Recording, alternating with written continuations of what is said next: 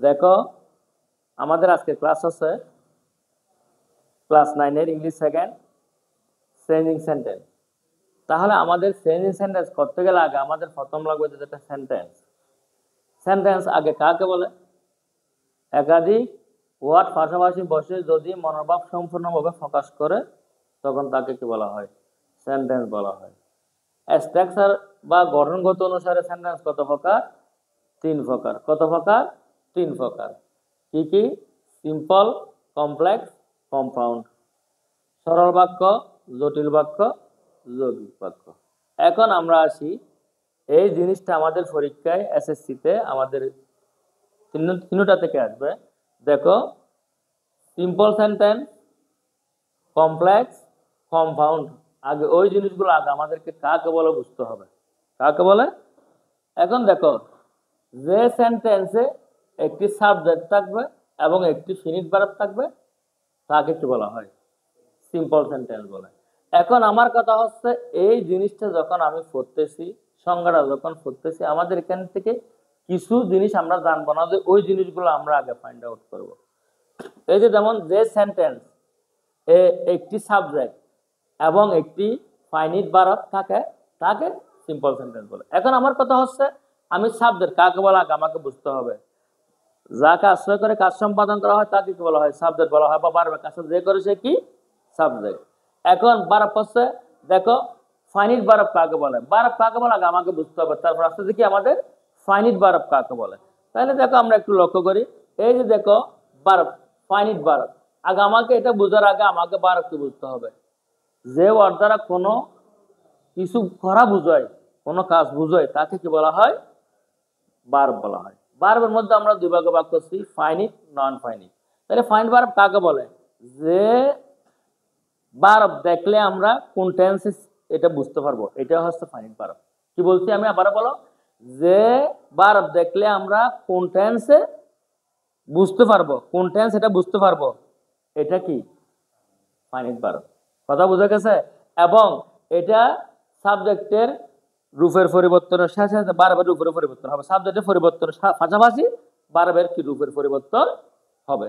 তাহলে আমরা এখন এখানে দেখো, আমরা এই জিনিসটা আগে আরো একটু ল্যান্ডলি আমাদের একটা ফাইনিট ভার্বের একটা ক্লাস নেব, ওখানে আমরা কি ভালো মতে বুঝাই দিয়েছি। এর আগে ক্লাসটা তোমরা এখান থেকে দেখে নেবে। দেখো, they played football, they play. তাহলে এটা আমাদের বুঝতে, দে প্লেড ফুটবল, তারা ফুটবল খেলেছিল, তারা ফুটবল। তাহলে আমরা এই ভার্বটা দ্বারা বুঝতে পারতেছি যে কি? প্লেড, ভার্বের ফিফি, ভার্বের দেখো এটা ভার্বের ফার্স্ট ফর্ম। কি ফর্ম? First form. তাহলে আমরা বুঝতে পারতেছি যে এই সেন্টেন্স দ্বারা কি বুঝাইছে?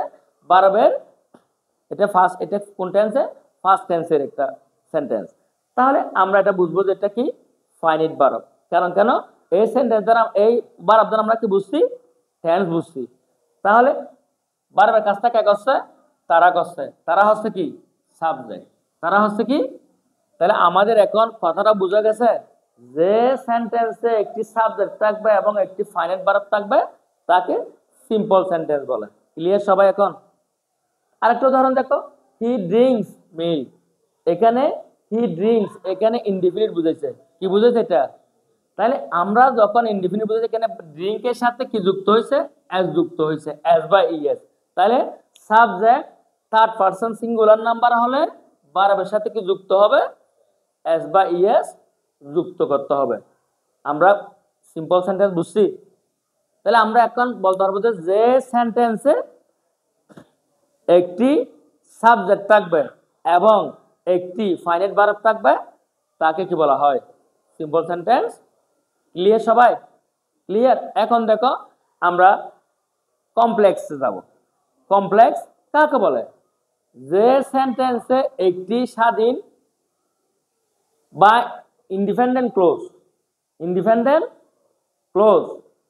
তাহলে এখানে একটা কথা লক্ষ্য রাখো, যে সেন্টেন্সে একটি স্বাধীন বা ইন্ডিপেন্ডেন্ট ক্লোজ এবং একটি ডিপেন্ডেন্ট ক্লোজ বা অধীন ক্লোজ থাকে তাকে কমপ্লেক্স বলে। এখন এটা আমরা পড়ছি, কিন্তু এখান থেকে আমরা বুঝি নাই। কারণ কেন?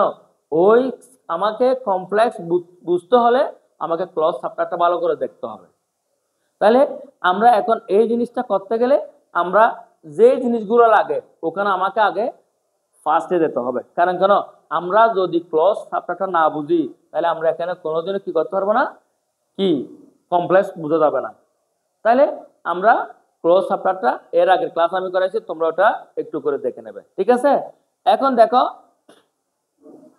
মনে করো ক্লোজ আমাদেরকে একটু করে আলোচনা করে। ক্লোজ মানে শব্দগুচ্ছ, বাক্যাংশ, শব্দ যেখানে ওখানে কি যে বাক্যাংশের মধ্যে একটি সাবজেক্ট থাকবে এবং একটি কি থাকবে, ফাইনাইট ভার্ব থাকবে, বুঝছো? এটা হচ্ছে কি ক্লোজ। এটা ক্লোজ। ক্লোজ মানে শব্দগুচ্ছ বা শব্দাংশ, বাক্যাংশ। এটা দ্বারা পুরো মনোভাব প্রকাশ করবে না, পুরো মনোভাব প্রকাশ করবে না। এটা জাস্ট একটা ক্লোজ মানে শব্দ গুচ্ছ, একটা ওয়ার্ড থাকবে এবং এখানে একটা কি থাকবে, সাবজেক্ট থাকবে, ওখানে একটা কি থাকবে, ফাইনাইট ভার্ব থাকবে। দেখো স্বাধীন অধীন, স্বাধীন বলতে কতগুলো শব্দ গুচ্ছ আমাদের স্বাধীনভাবে কথা বলতে পারবো, বলা যায় এরকম। আর কতগুলো শব্দ গুচ্ছ বলতে এটা বলা যাবে না এরকম। দেখো I know that he is honest. দেখো আবারও দেখো, যে সেন্টেন্সে একটি স্বাধীন ইন্ডিপেন্ডেন্ট ক্লোজ থাকবে এবং একটি ডিপেন্ডেন্ট ক্লোজ থাকবে তাকে কমপ্লেক্স বলে। তাহলে আমাদের এখানে কথা হচ্ছে কি, একটা ডিপেন্ডেন্ট ক্লোজ, একটা ইন্ডিপেন্ডেন্ট ক্লোজ। তাহলে দেখো আই নো, এই দেখো আই নো আমি জানি, এটা প্রেজেন্ট, এটা একটা ক্লোজ। এ দ্যাট আমি জানি যে, আমি জানি যে হি is honest, he is honest. দেখো এই কথা দ্বারা তোমরা কি বুঝছো, আমি জানি যে, আমি জানি, এটা দ্বারা কোনো কি মনে এটা স্বাধীনভাবে প্রকাশ করতে পারছে না। আমি জানি যে, এটা দ্বারা হি ইজ অনেস্ট, সে হয় সৎ। তাহলে এটা স্বাধীন, এটা হচ্ছে কি ডিপেন্ডেন্ট, এটা হচ্ছে কি ইন্ডিপেন্ডেন্ট ক্লোজ। এটা ইন্ডিপেন্ডেন্ট ক্লোজ, এটা হচ্ছে কি ডিপেন্ডেন্ট ক্লোজ। দুইটা মিলে কি হয়েছে, কমপ্লেক্স। একটা স্বাধীন ক্লোজ থাকবে, একটা অধীন ক্লোজ থাকবে। ক্লিয়ার? সবাই বুঝা গেছে? তাহলে আমরা এখন সিম্পল বুঝছি, কমপ্লেক্স বুঝছি। তাহলে আমরা কমপ্লেক্স বুঝতে গেলে অবশ্যই ক্লোজ সাবট্রাক্টটা আগে করতে হবে। আমি তোমাদেরকে নেক্সট ক্লাসে ক্লোজ নিয়ে আরো বিস্তারিত আলোচনা করব। আজকে এই জিনিসগুলো আমি তোমাদেরকে কমপ্লিট করে দিচ্ছি। দেখো কম্পাউন্ড, কম্পাউন্ড কাকে বলে, কম্পাউন্ড কি? তাহলে যে সেন্টেন্সে দুটি স্বাধীন ক্লোজ থাকবে, কি থাকবে, দুটি স্বাধীন ক্লোজ থাকবে, দুটি স্বাধীন ক্লোজ থাকবে বা ইন্ডিপেন্ডেন্ট ক্লোজ। স্বাধীন ক্লোজের ইংরেজি কি, ইন্ডিপেন্ডেন্ট, স্বাধীন। ইন্ডিপেন্ডেন্ট ক্লোজ থাকবে এবং মাঝখানে একটি কি লিঙ্কার বা কানেক্টর বসে ওই দুটোটাকে কি করবে, সংযুক্ত করবে। কি করবে, সংযুক্ত করবে। দেখো মনে করো হি ইজ পুয়ার, এটা আমাদের একটা ডিপেন্ডেন্ট ক্লোজ, ডিপেন্ডেন্ট ক্লোজ। দেখো ইয়েট, এটা তো কি তবুও, তবুও he is honest, he is poor, সে গরিব, তবুও সে সৎ, তবুও সে, এই তবুও দিয়ে আমরা কি করছি, আরেকটা ডিপেন্ডেন্ট ক্লোজ, আরেকটা কি ইন্ডিপেন্ডেন্ট ক্লোজ যুক্ত করছি। হি ইজ অনেস্ট, সে সৎ, এখানে কোনো বাধা বিপত্তি নাই, সে সৎ। আবার হি ইজ পুয়ার, সে গরিব। তাহলে এখানে দুটোটাই কি ইন্ডিপেন্ডেন্ট ক্লোজ, মাঝখানে একটা কি বলছে, লিঙ্কার বা কানেক্টর বলছে। কি বলছে, এটা বলছে তোমাদেরকে কি করছে, দুইটা সেন্টেন্সকে, দুইটা ক্লোজকে, দুইটা ইন্ডিপেন্ডেন্ট ক্লোজকে একসাথে সংযুক্ত করছে। ক্লিয়ার এখন?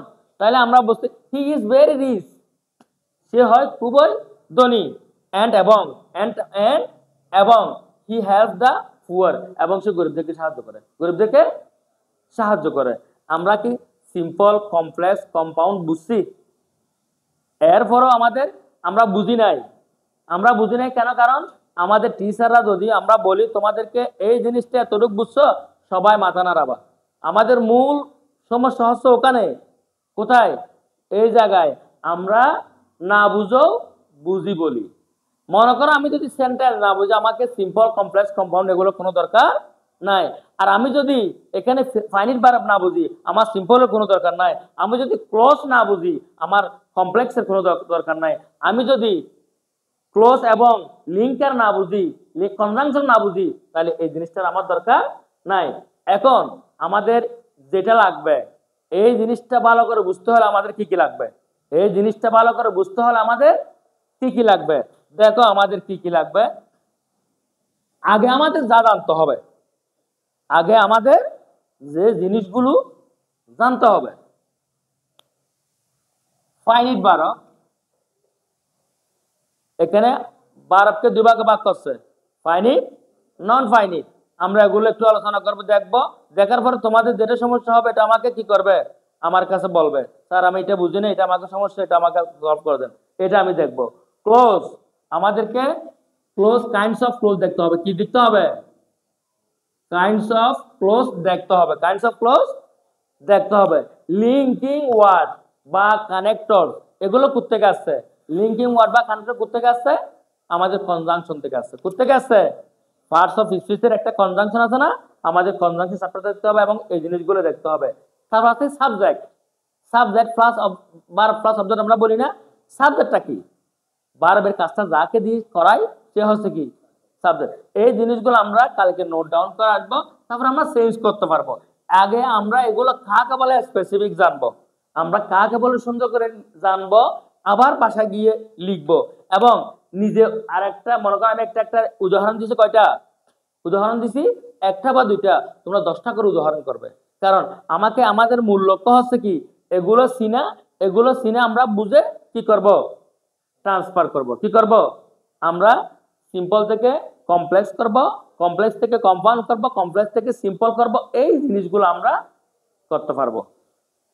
কথা বুঝে গেছে? এরপরে আর কারো সমস্যা আছে? কোনো কিছু আছে? তো সমস্যা আছে? তুমি বলো, তোমার কোনো সমস্যা আছে এখান থেকে? তাহলে আমি যখন কালকে জিজ্ঞেস করব সেন্টেন্স কত প্রকার, এটা হবে না, আমাকে বুঝতে হবে যে গঠন অনুসারে সেন্টেন্স কত প্রকার বলতে হবে। কারণ আবার সেন্টেন্স সাধারণত 5 প্রকার। কি কি?